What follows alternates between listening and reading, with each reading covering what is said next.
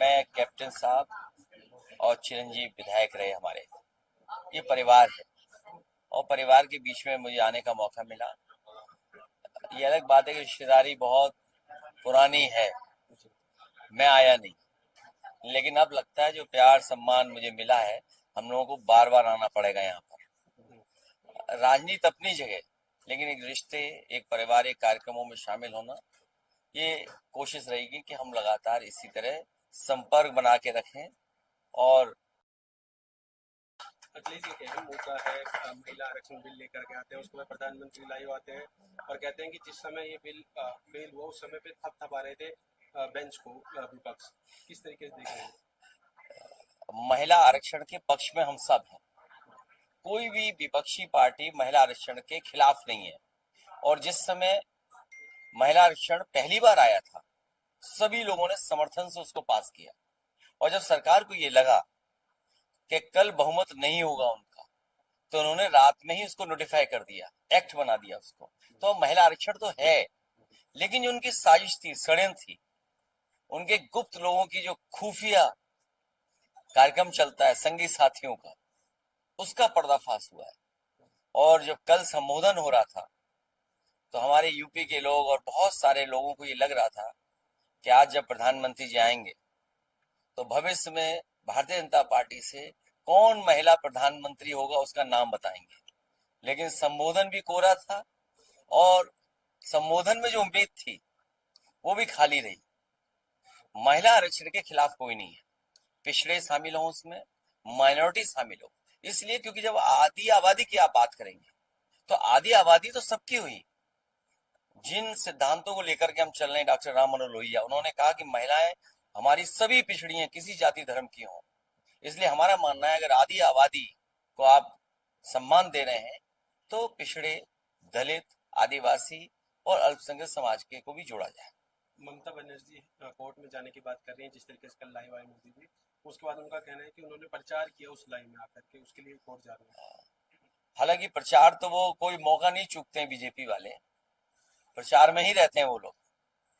लेकिन सबसे बड़ा धोखा तो सांसदों के साथ हुआ, उन्हें 3 दिन प्रचार नहीं करने दिया। टीएमसी के, डीएम के और हमारे इंडिया गठबंधन के बहुत सारे सांसद जो प्रचार करना चाहते थे, लेकिन 3 दिन का प्रचार इन्होंने नहीं होने दिया। और इसलिए बीजेपी ने साजिश रची कि वो अपनी जमानत जब्त बचा पाए।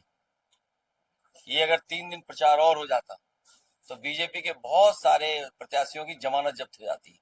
अपनी जमानत जब्त ना हो, इसलिए उन्होंने 3 दिन उनके खराब किए। आपके प्रदेश से सटा हुआ प्रदेश बिहार है, उसमें जिस तरीके से राजनीति चल रही है, सीएम अपना पद छोड़ते हैं, सांसद बनते हैं, फिर नया बीजेपी का सीएम बनता है, कैसे देखें इसको?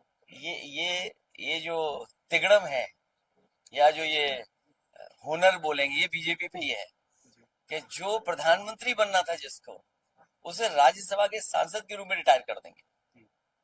हम सब लोग उन्हें प्रधानमंत्री बनाना चाहते थे, अब बीजेपी देखिए उन्हें सांसद बना करके रिटायर कर देंगे। हरियाणा में पिछले 2024 के चुनाव में गठबंधन आप चाह रहे थे, आपका प्लान था कि भी यहाँ समाजवादी पार्टी भी 1-2 सीटों पर लड़े। अभी हम देख रहे हैं रेवाड़ी का प्रदेश अध्यक्ष भी दिया है, तो आगे अपना 2019 में क्या? हमारे हमारे प्रदेश के अध्यक्ष बहुत जागरूक हैं और बहुत राजनीतिक समझ उनके अंदर है। और जिस परिवार के बीच में खड़ा हूं या जिन लोगों के साथ में खड़ा हूं, ये वो लोग हैं जो राजनीति को समझते हैं। हमारे कैप्टन साहब इतने पुराने हैं, जिन पे बहुत बड़ा एक अनुभव है राजनीति का। उनके बेटे ऋषिराज चिरंजीवी भी है। हालांकि राजनीति में तो उतार चढ़ाव आते हैं। भविष्य में हमारी कोशिश होगी कि कम्युनल पॉलिटिक्स हावी ना हो, उसके लिए हम किसी का भी साथ देते हैं और किसी भी सीमा तक हम लोग त्याग करते हैं।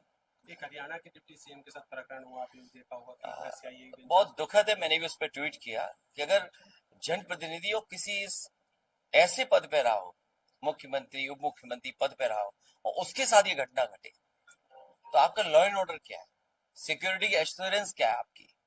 और फिर फोर्स के ही लोग इस तरह का व्यवहार करें, तो इसका मतलब कहीं ना कहीं साजिश बड़ी है। कम से कम इसकी क्लैरिटी सरकार लेकर के आए सामने।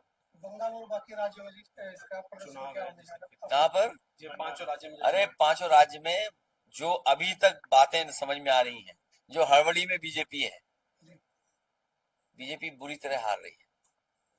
और हार न रही होती तो एसआईआर कराते बंगाल में, यूपी में एसआईआर कराते। वो एसआईआर नहीं था, एनआरसी था, एनआरसी का रूप था वो एसआईआर। और सोचिए करोड़ों वोट, लाखों वोट काटे उन्होंने, उसके बावजूद भी हार रहे। सोचिए आप, जो एसआईआर, इलेक्शन कमीशन, अधिकारी, आप देख रहे हो घटनाक्रम क्या हो रहा है कि हर जगह पर इलेक्शन कमीशन बैठा, सेंट्रल फोर्सेस पहुंच गए हैं, सब अधिकारियों का ट्रांसफर पोस्टिंग हुई है। इसके बावजूद भी बंगाल के लोग आदरणीय ममता जी को जिताने जा रहे हैं और डीएमके भारी बहुमत से जीतने जा रही है। वैसे लास्ट सवाल, आप कुर्सी पे अगले चुनाव में हम कुर्सी पे देखेंगे या किस तरह से रहने वाले यूपी? अगला चुनाव देश का सबसे बड़ा चुनाव होने जा रहा है यूपी का। और जैसे यूपी की जनता ने अभी समर्थन दिया है, हमें उम्मीद है जनता उसी तरह का समर्थन फिर देगी।